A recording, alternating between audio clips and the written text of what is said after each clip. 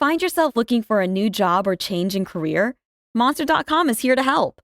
We are not only here to bring you job postings, but also AI interview prep and salary tools, expert career advice, and top-notch resume services. We've got everything you need to land your perfect job fit. Discover the magic of finding the ideal job with Monster.com. Your future starts now. Visit Monster.com today. Your next job opportunity is just a click away. For weeks.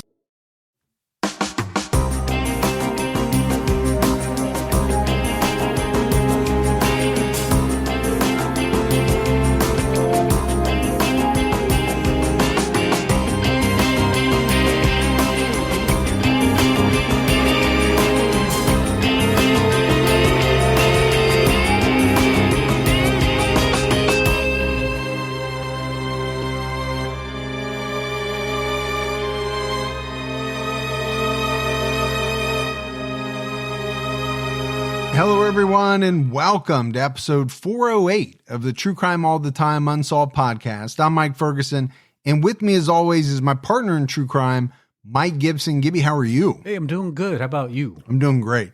You and I are on a marathon recording We are. session tonight.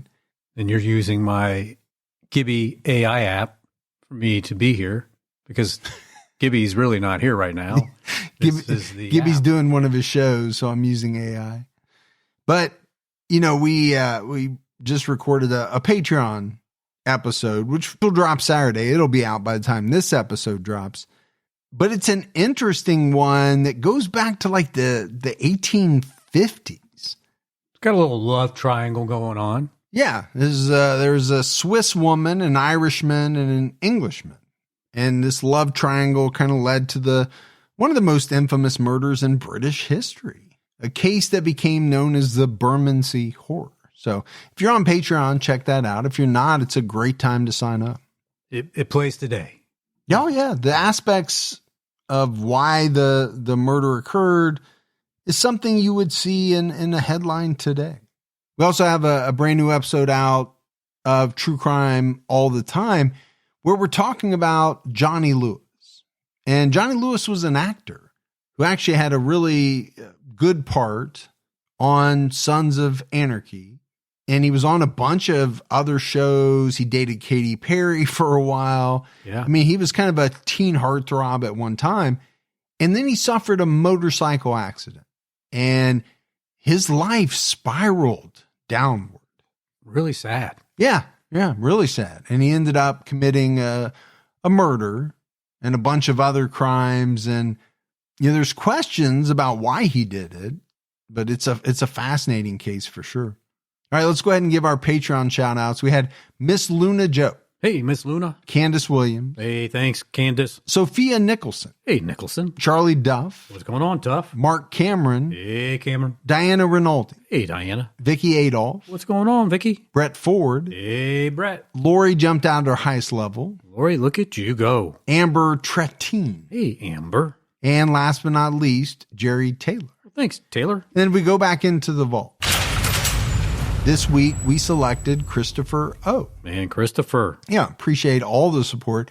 We also had a couple of great PayPal donations from Paul Miller. Hey, thanks, Miller. And Kim Long. And there's Long. So thank you to everyone. All right, buddy, are you ready to get into this episode of True Crime All the Time Unsolved? I am set. We're talking about the Jack family disappearance. In the early morning hours of August 2nd, 1989, the Jack family got into a vehicle driven by a stranger who offered them temporary jobs at a logging camp in Canada's British Columbia province. They were never seen or heard from again. Over 30 years later, the case remains unresolved and the suspect is still unidentified. Ronald Jack, who went by the nickname Ronnie, was born on March 29th, 1963. Doreen Jack was born on April 24th, 1963. They were both 26 years old at the time of their disappearance. Ronnie and Doreen were members of the Cheslata Carrier Nation, an indigenous First Nation based at South Bank, British Columbia. Man, British Columbia, such beautiful land over there. It is absolutely gorgeous. And you and I have done a number of cases involving Indigenous persons. We have. My thought is they don't get enough coverage. We need to keep doing them. People need to do more of them. Sure. Doreen's sister Marlene has described the physical and sexual abuse she experienced growing up. Now, she didn't explicitly state that Doreen was abused, but she did say they need to understand how we grew up and the violence that we had to go through after.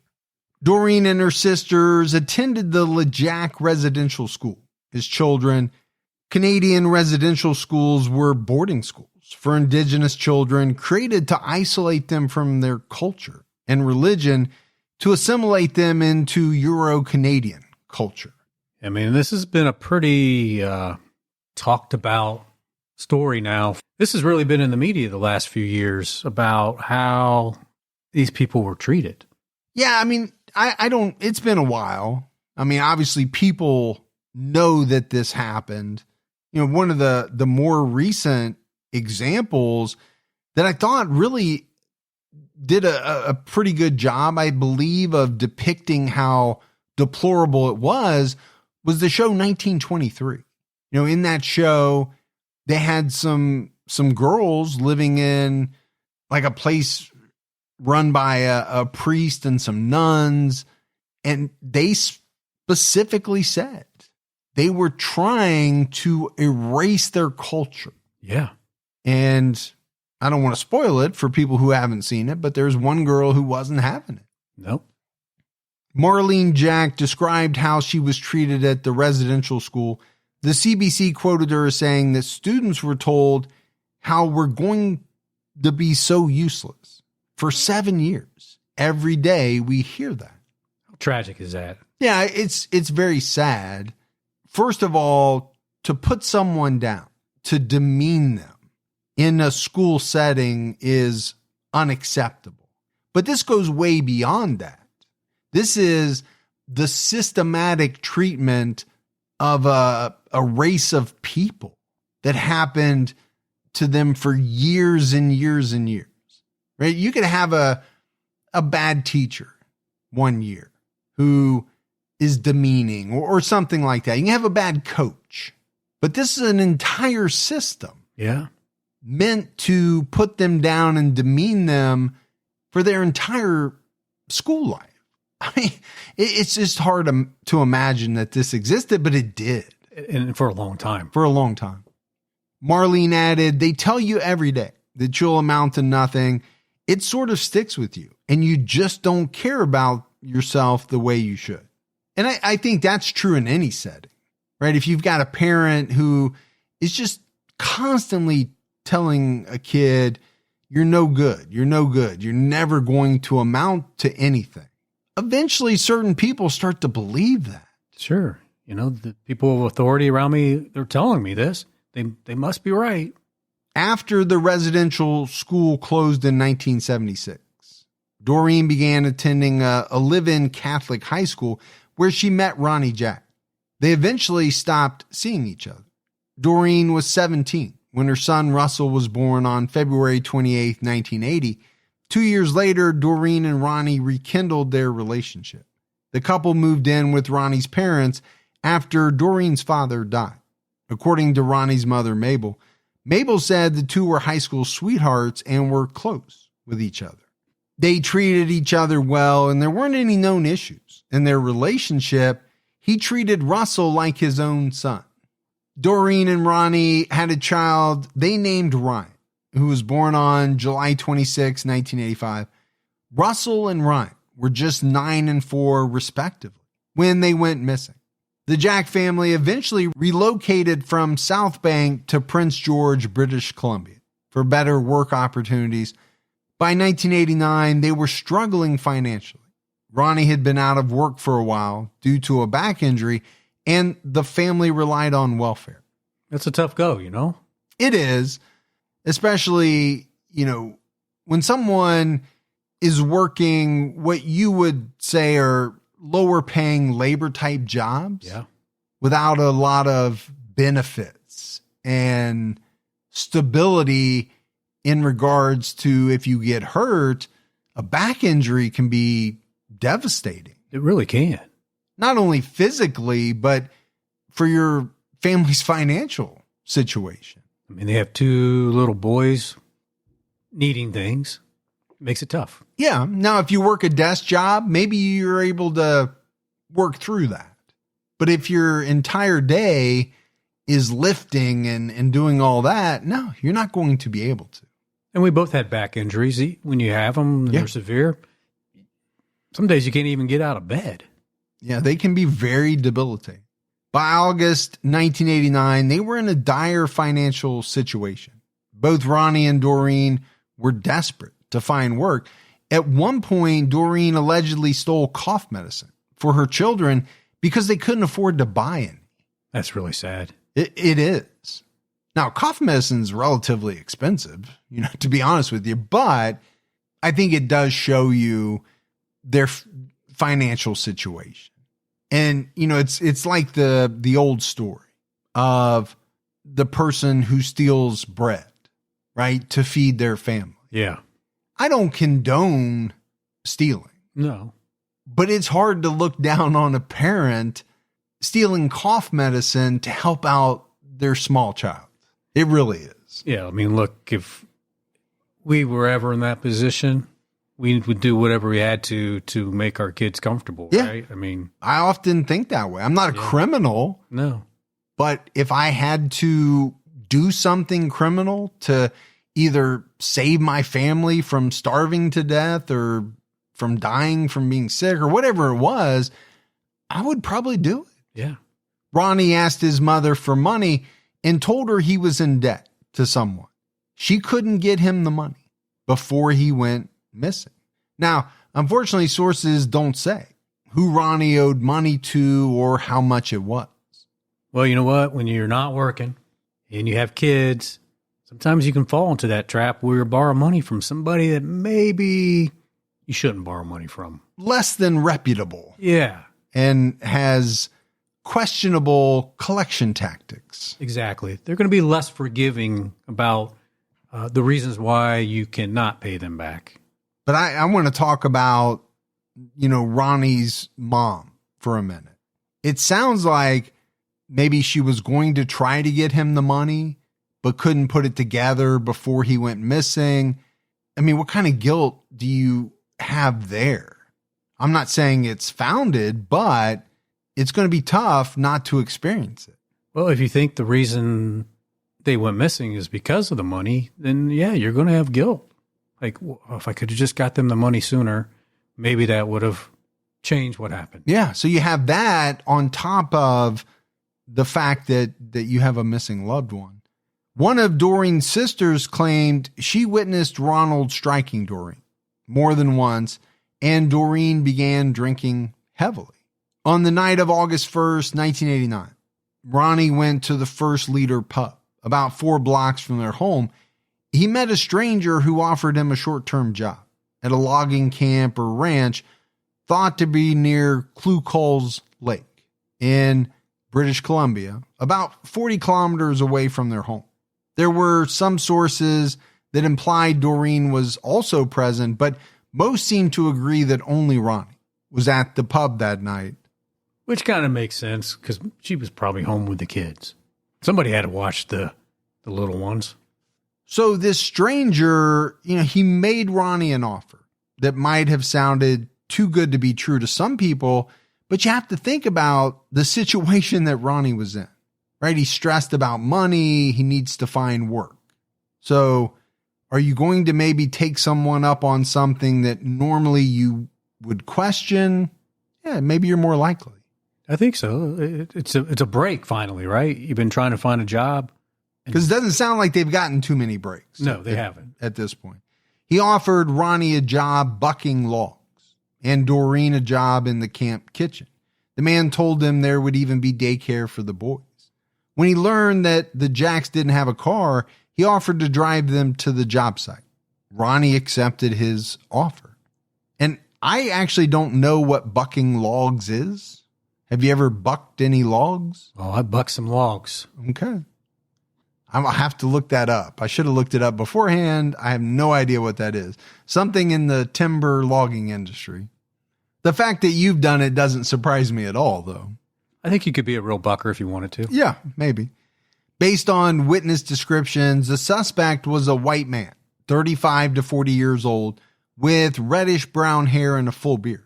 He was 6 foot to 6'6" and weighed 200 to 275 pounds. Well, that's a big difference, I think. Yeah, I do too. Now, for me, weight is a little tougher to gauge, right? Some people carry their weight differently. I'm often surprised to find out somebody weighs less than what I think or more than what I think. But there's a big difference between 6 foot and 6'6". Oh, yeah. I mean, I'm 6'2", and a person who's 6'6" is, even though it's 4 inches, it's quite noticeable. Yes. It's pretty tall. He was wearing a ball cap, a red checkered work shirt, faded blue jeans, a blue nylon jacket, and work boots with leather fringes over the toes. Ronnie went home to tell Doreen about the job opportunity. They were going to leave that night. That's pretty quick. Yeah. So here's something that, and we said it, right? Might seem too good to be true to some people. Does the timing factor in there as well? Yeah. I mean, I think you have to question when something has to happen so quick. But we don't know the back story either. Maybe the guy was like, hey, I had somebody. They backed out the last minute. Yeah. I got a crew coming. I need a bucker, and I need somebody in the camp, work in the camp. You want to do it? We leave tonight. Yeah, I agree with you. It cracks me up. You keep saying bucker as though you know what this means or what it is, but I was a top bucker. I know you were. But I also go back to just the kind of the dire straits that they were in. And it's almost as if, what choice did they have at this point? How can you pass up this opportunity when, you just can't even scrape by? Right. First, Ronnie called his brother at 11:16 p.m. to tell him about the camp job. He asked if his brother could watch the boys while they worked, but he couldn't. 2 hours later, around 1 a.m., Ronnie called his parents' house and spoke to his mother, Mabel. He told her about the job opportunity. He said he and Doreen were going to work for 10 days before returning home. He said they would be back in time for Russell to start school in September. So this is not a long-term gig. No. I mean, this is a short opportunity, but it's an opportunity to make some money that they desperately need. Yeah, it's an opportunity for them to get up there, like you said, and make maybe some quick cash, come back and get a little kickstart. Or at the very least, sustain them for a period of time, and as they're still searching for maybe permanent employ. But it does sound like Ronnie was pretty excited about it. I mean, he's calling all these people, right? His brother, his mother. Mabel told the Burns Lake District News in 2022, I was the last one to speak to Ronnie. And he said to me, Mom, I'm going to work near Cluckol's Lake. And if you don't hear from me, come looking. And something felt wrong about this whole thing. It's like a mom's instinct, right? Yeah, intuition, right? We've talked about mother's intuition before. But I do think, if your child, even though this is an adult, says to you, hey, I'm going to this place. If you don't hear from me, come looking. And they're not joking. Okay, you might be on edge a little bit. Yeah, I think so. And I think she was getting the sense that, something wasn't right.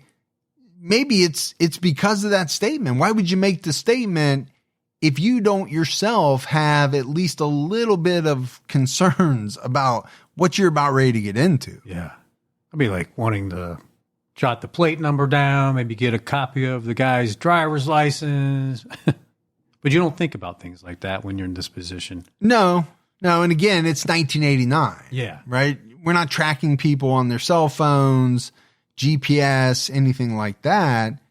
Soon after making this call around 1:20 a.m., neighbors saw the entire family getting into a dark-colored 4x4 pickup truck, presumably driven by the stranger.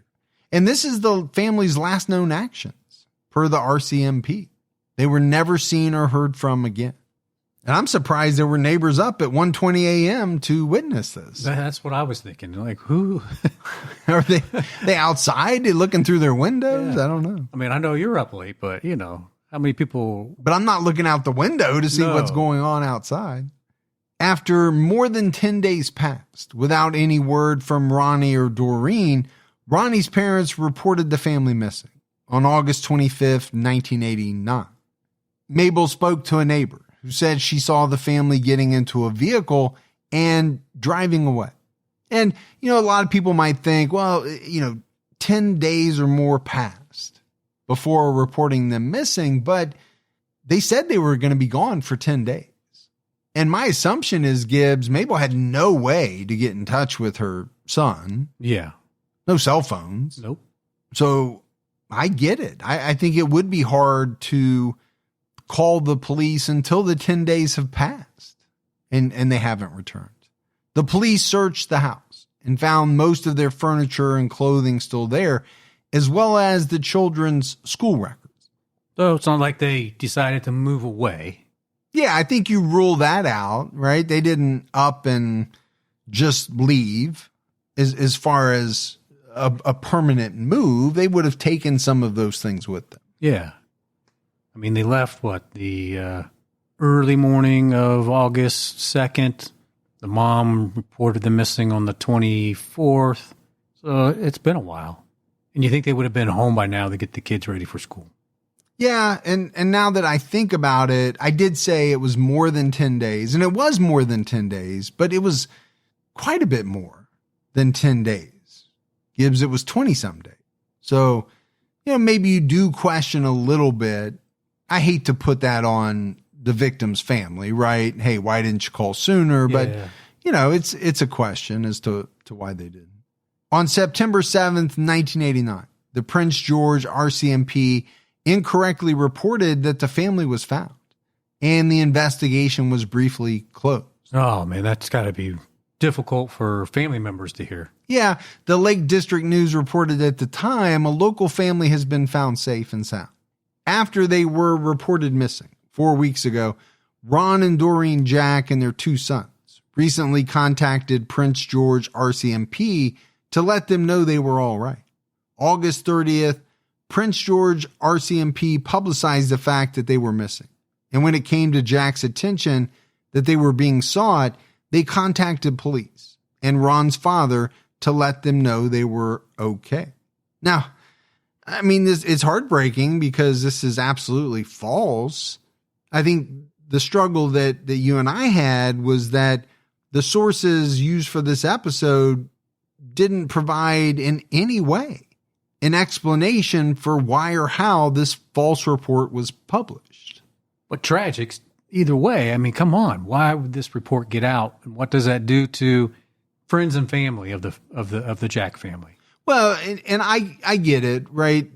If the police inadvertently told the press this, and then the press put it out, but it also said they contacted Ron's father. Yeah. That would be easy to corroborate. You get a hold of Ron's father and double check, but that didn't happen. In 1990, a televised reenactment of the disappearance was broadcast on the Prince George station CKPG TV, but the station did not reach the area where the family was believed to have disappeared. So it doesn't really help, does it? Well, it doesn't hurt, but it's not that helpful. Yeah, I agree with you there. Now, could there be someone in the area where it did reach that knew something about it and maybe that would spark them to come forward? That's a possibility. Sure. But you would really like for it to reach the area where they disappear. But I get the sense that this is a pretty remote area. So we've mentioned it, right? This was a time before a lot of the technology, especially what we have now, with tracking capabilities and widespread CCTV. So the police had almost no leads to go on, and the case went cold. Yeah, I think it's one of those tough cases for investigators to try to get going. pretty limited information. Yeah, so where do you start? Right? Obviously, you talk to the neighbors who witnessed them leave early in the morning. So what do you get from that? Maybe a description of the truck. They have a description of this man, but it's pretty broad and varying. Yeah. I mean, you can go down to the bar for a while every now and then and check and see if you can see somebody that matches that description, which I'm sure you can probably pull 3 or 4 guys out at night. Yeah. Thinking that maybe this person came back to the same bar. Yeah. Yeah, like you said, just not a lot to go on. And I think in a case like this, pretty easy to go cold because, where do you start? Where do you go next? There's no roadmap laid out for you of where to check. I'm assuming they investigated around this lake, but again, probably a pretty big area, remote. Have no idea if they even had an inkling where this camp was thought to have been. Yeah. That's assuming there was a camp. And, if this was a ruse, then there was no camp anyway. And who knows what direction they went. Right. So if there's no camp and they don't actually even go to the lake, searching out there or talking to people out there is going to give you nothing. The RCMP received an unexpected lead on January 28th, 1996. That morning, a man called the Vanderhoof RCMP station with the following message. The Jack family are buried in the south end of blank ranch. Now, sources didn't include the name of the ranch, most likely to protect the investigation, but obviously police had it. The call lasted about 10 seconds, and the caller hung up as soon as the dispatcher began to question him. The voice recording was analyzed by the University of British Columbia, but no significant revelations came from the analysis. So, let's kind of break this down.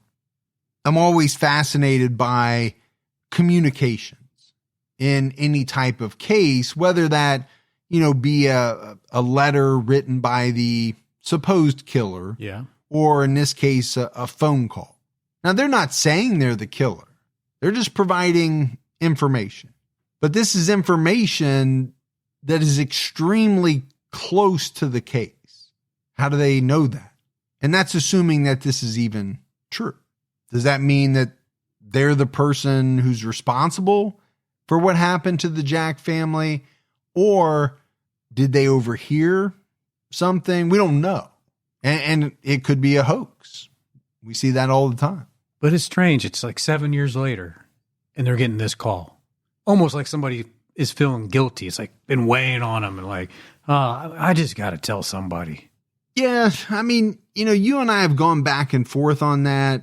Does somebody's, conscience finally get to them? Or do they have a falling out with the person, let's say, was their accomplice in this crime and they've turned on them? I mean, you could drum up a few different scenarios where it makes sense as to why it happened so many years later. The thing that I can never understand is why so many people want to mess with the police and the families with information that later turns out to be completely false. Yeah. I mean, what are those people getting out of doing that? I just never understand it. I also think, analyzing like the voice recording, that type of stuff fascinates me. It does. Maybe you hear something in the background that kind of clues you in as to where the call was made from. Maybe you hear some type of bird that is only found in a certain area. Who knows? I always like how they show it at least in the movies, how they start isolating all these different sounds, and you're like, what are they doing? And then they just concentrate on this sound of this train, right? Or like you said, this bird or whatever. Yeah. So they can say, well, that's like that's the L train. That's the 310 to Yuma, and it only runs right through here. Yeah. The police didn't announce the lead until March 1996, when they appealed for the caller to come forward and talk to them. An RCMP officer said, per the province, "We're not prepared to say exactly what that information was at this time, but I can tell you that we wouldn't be going to all this trouble if it wasn't credible. Some kind of tragedy has definitely befallen this family, and we have to think the worst." Okay, so they didn't wait too long, right? A few months to announce it. That's saying something, though, right? Well, when you come out and say we wouldn't be going to all this trouble if it wasn't credible, that means something. The problem is they don't elaborate on why they think it's credible, but there's got to be something behind that statement. But as far as the public knows, the man has not contacted the police since 1996. And maybe he can't, for who knows what reason. The police were eventually able to trace the call to a house in Vanderhoof, where a house party took place within the time frame of the call. So, I mean, if you got a house party, does that lean towards someone who's credible or someone messing with the police? I think you could look at it both ways. I agree with you. Because, again, remember, this is like 7 years later when this call is made. So could it be somebody that said, this is the opportunity for me to call? Not my phone. I can call, say what I need to say. I'll feel better. There's a whole bunch of people here. Yeah. There's no way they can tie it back to me. So I'll make the call. Or maybe they were out sitting around a campfire and someone, remember that time? Remember what we did 7 years ago? I still can't sleep. I can't believe we did that. And, brought it back up and somebody's like, you know what, I'm going to call. Or you got a bunch of kids or younger people at a house party who are like, let's mess with the police. Yeah. Yep. I agree with you. I could see it happening both ways. Over the decades, the RCMP has conducted hundreds of interviews and obtained thousands of documents related to the case. They've also searched several properties in connection with the case. 2 witnesses contributed to the suspect description and composite sketch, one in 1989 and one in 1990. And maybe, Gibbs, that's why there's a disparity or such a wide range in the description, because you have 2 different people who came forward. Well, that makes good sense. The stranger who offered Ronnie the job at the logging camp remains the prime suspect in the family's disappearance. And I think if you're the authorities, I don't know how you could think any other way. Yeah, you kind of have to, right? Yeah, you have a person who in a bar says, hey, I got this great opportunity, but we got to leave tonight. And, your wife's got a job. They even have someone who look after the kids. It's almost like a perfect storm where the person is gathering up the entire family.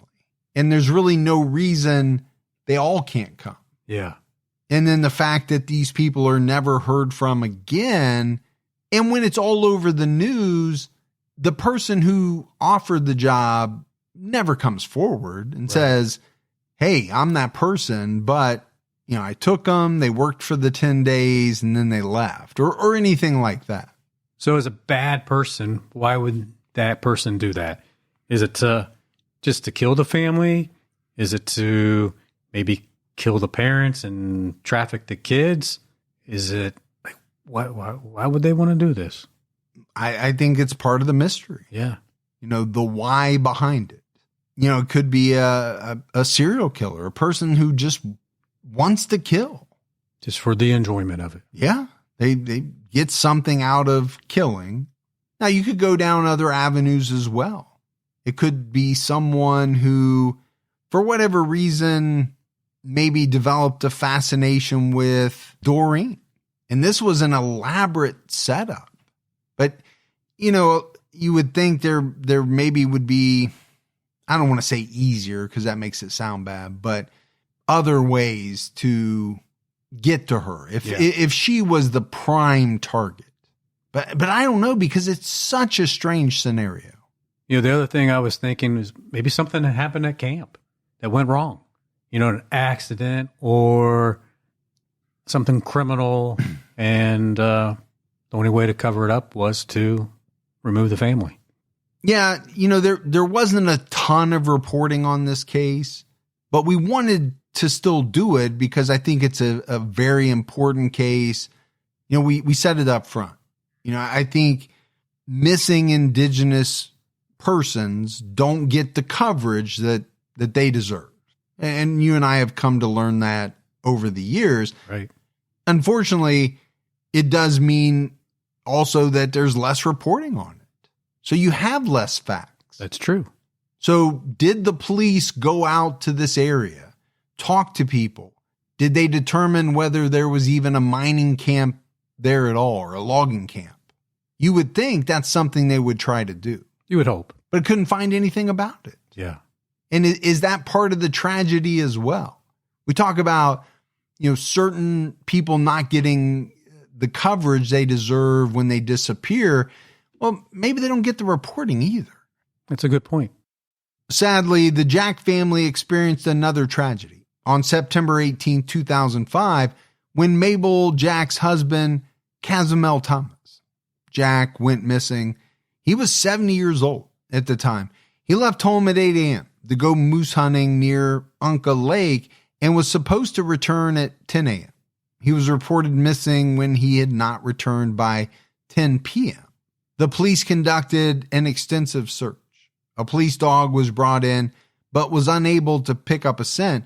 A plane and an RCMP helicopter were utilized in the search, and over 100 people volunteered to help.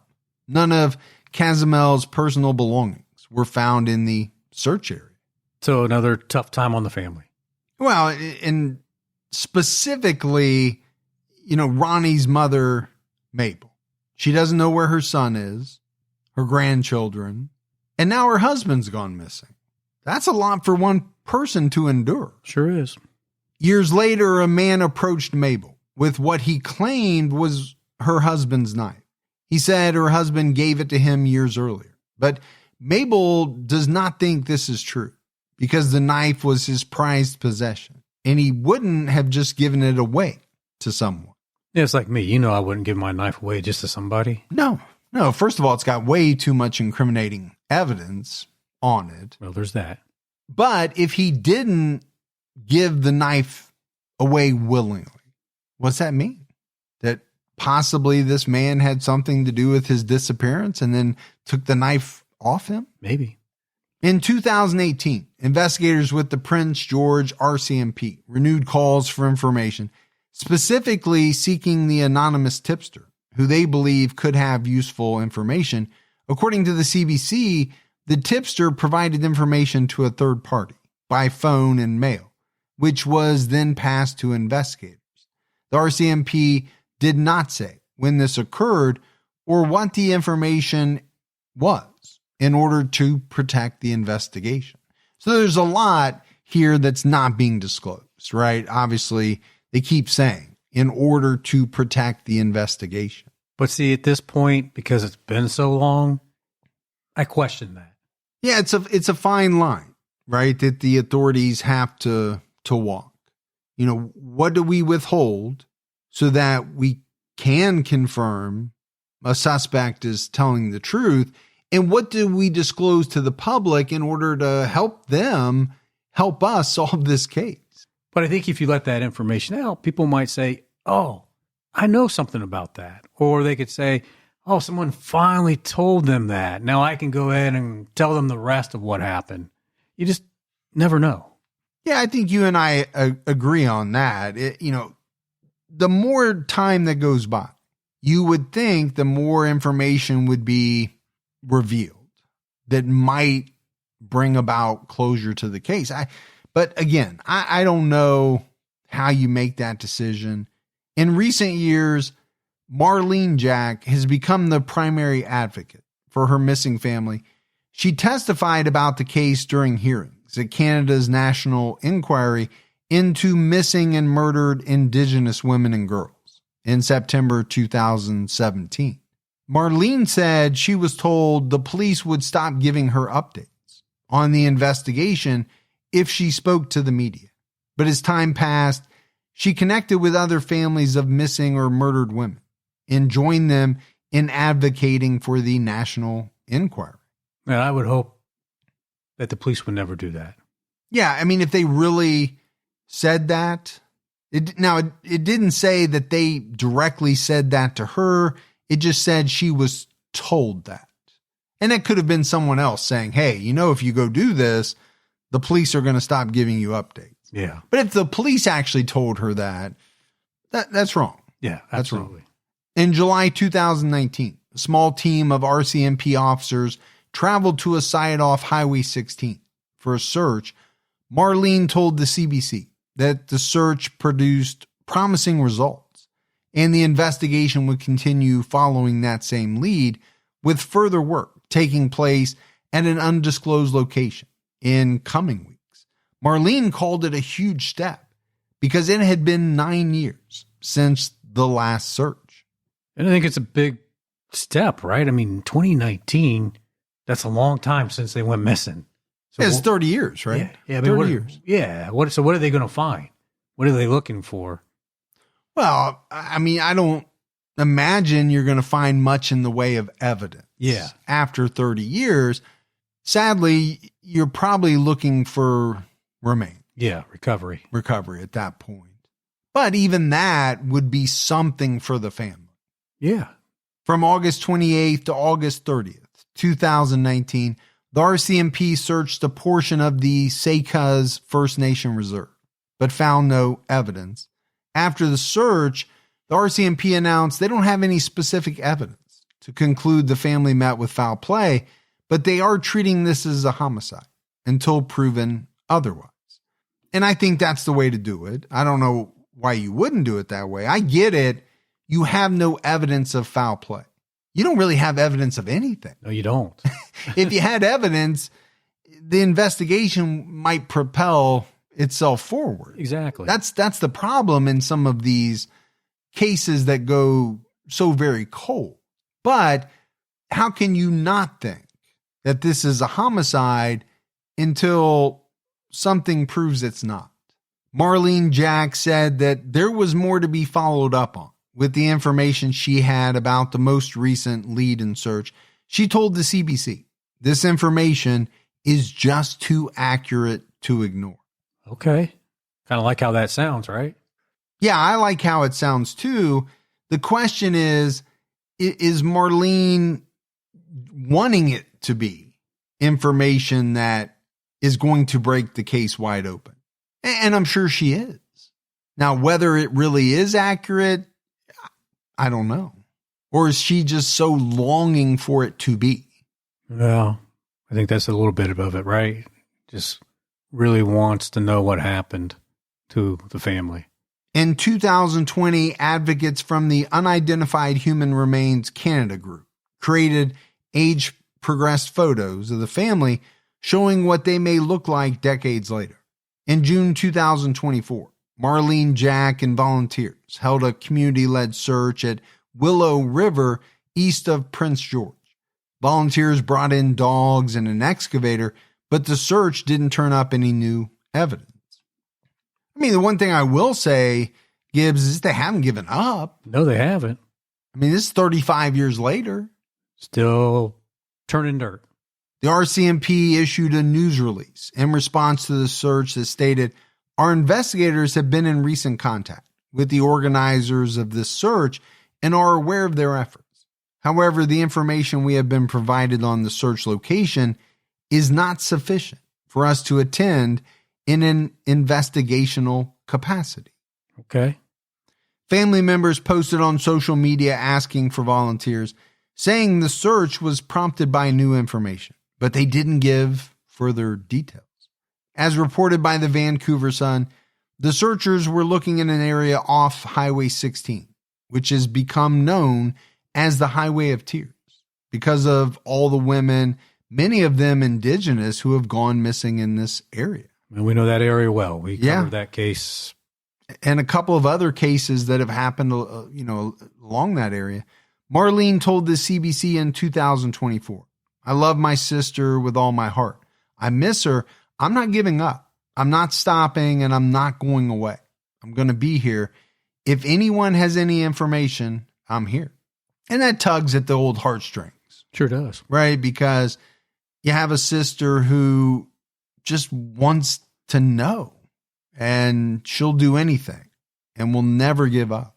BC Major Crimes Unit Staff Sergeant Ron Palta also told the CBC, "We're appealing to the community and anyone with any information to come forward. It's incredible that a whole family can disappear off the face of the earth." Well, it is. You're talking 4 people. Yeah. Gone.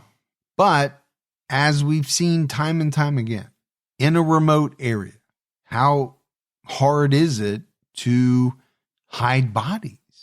Yeah, not hard. Now, we don't know that that's what happened, but it has in many cases. Eventually, sometimes they're unearthed, either by accident, by animals, or something like that. But I think a lot of that depends on where the burial sites are and how remote the area is, and a lot of that. It is extremely rare, right, for an entire family to go missing without a trace. But 35 years later, what happened to the Jack family remains unknown. While it's possible they left and started a new life somewhere, their families and investigators believe there was foul play involved, and the man who offered them a job could be responsible. Yeah, I mean, you think about it, right? Definitely could have been foul play. Could have been some tragic accident where the bodies just can't be recovered. Yeah, maybe the family said, let's get out of here and let's head east, south, north, whatever, and get a new start. Let's not worry about going back home and getting that stuff. I think that's unlikely because I don't think Doreen would not want to make contact with her sister. And the Jack family as a whole making contact with their family. Yeah. Well, here's my thought on that. A family who was struggling so badly financially is just going to leave behind the few things that they do have of value. That doesn't make any sense. It doesn't. So not to say that it couldn't happen. It doesn't make a ton of sense. The foul play angle, I think you would agree, is what really makes the most sense here. And yes, the man who offered them the job has to be looked at as the most likely suspect, whoever that person is. The real question is why. Let's assume that that's what happened. Why? And I want to go back to, Ronnie owing somebody money, because we talked about that early on. We did. Obviously, the person in the bar is not the person he owed the money to. No. But could that person have set it up, gotten someone that he knew Ronnie couldn't possibly know, to trick them into going somewhere so that, something bad could happen to them? Absolutely. Yeah. In retaliation for him not paying back this money. I mean, I think that's a viable scenario. I mean, look, you have no money. You throw your family into this truck with this stranger. That stranger can take you anywhere. What are you going to do? You don't have a vehicle to get back home. You don't have money to do anything with. You're stuck wherever they decide to take you. And maybe they take you to execute you. Yeah, there's no guarantee the person would have a way to defend themselves, once they're in that truck, especially against someone with a gun, trained on them or their family. Yeah. So it could have gone down a number of different ways, but anyone with information is asked to call the Prince George RCMP at 250-561-3300 or anonymously contact Crime Stoppers at 1-800-222-8477 or online at www.pgcrimestoppers.bc.ca. So Gibbs, as we wrap this one up, we kind of already went through, our feelings about the case. I mean, it's sad when anyone goes missing. It's even more sad when an entire family of 4, including 2 smaller children, goes missing. And so many years later, it's just really hard to believe that these people are still alive. Yeah. Super hard. Really difficult to believe that they didn't meet with foul play somewhere along the way. And even though there wasn't a ton of reporting on this case, we just felt compelled to cover it because, like we talked about, I don't think these cases get enough coverage, and they deserve that. The indigenous people deserve as much coverage as anyone else. Absolutely. And maybe more considering what's gone on in that area. Yeah. You talk about the Trail of Tears and all of the stuff that has happened in that area. But this is what you and I can do. Yes. We can't do everything, but this is what we decided to do. But that's it for our episode on the Jack family disappearance. We got some voicemails. You want to check those out? Let's hear them. Hi, Mike and Gibby. This is Liz from Massachusetts. I just wanted to call in and let you guys know how much I love TCAT and Unsolved. Those two podcasts are the only ones that I listen to religiously. There's no other podcast like yours. I can't say I'm team anybody, but I do love Gibby. He seems so sweet. And you know what, Gibby? Don't worry about mispronouncing words because my sister-in-law does it all the time. Here's an example for you. We went out to dinner and had polenta. And when my mother-in-law asked how our dinner was, my sister-in-law said the placenta was delicious. Another time with my mother-in-law again, she got into a car accident and bruised her sternum. And my sister-in-law asked her how her scrotum was. I mean, right? I even used those in a stand-up comedy act I did. But there is a lot more where that came from. Anyway, I just wanted to say you guys are so great. I enjoy listening to you. I love the banter back and forth, and I love the research that goes into each episode. And that's it. I can't wait for more episodes. Thanks. Bye. So that might sound a little familiar because we just heard that a week or two ago. Yeah, we did. But it cut off. Oh. So she sent back another voicemail, and I wanted to play it. Yeah. Because for some reason, it just kind of stopped. It just cut off. I also like the way that people talk about you in the puppy dog voice. Yes. It's okay, Gibby. I know. It's sweet. That's sweet. And we got a little scrotum talk, too. Yeah. Nothing wrong with a little scrotum talk. Every now and then. Yeah. Hi, guys. I know that I will not share this for ages, but what I want to tell you is that, well, this is Whitney, and I'm from Texas, but I live in California now. Not relevant. I am so sad. I don't know what to do. I'm only on 2019, but I'm so sad because once I go through all of your episodes, I'm going to have to wait for you to have more, and I'm just so sad. It just breaks my little heart.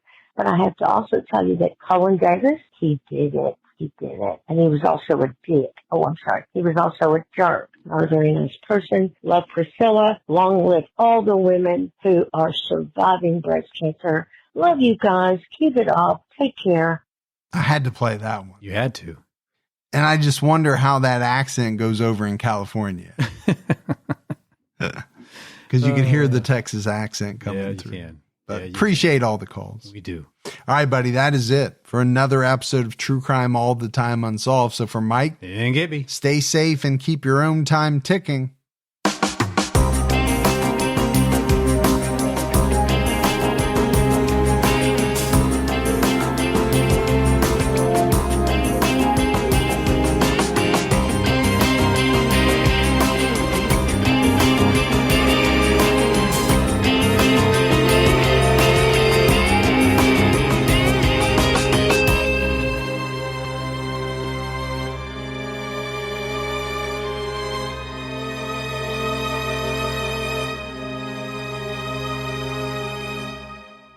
This is your before and after story.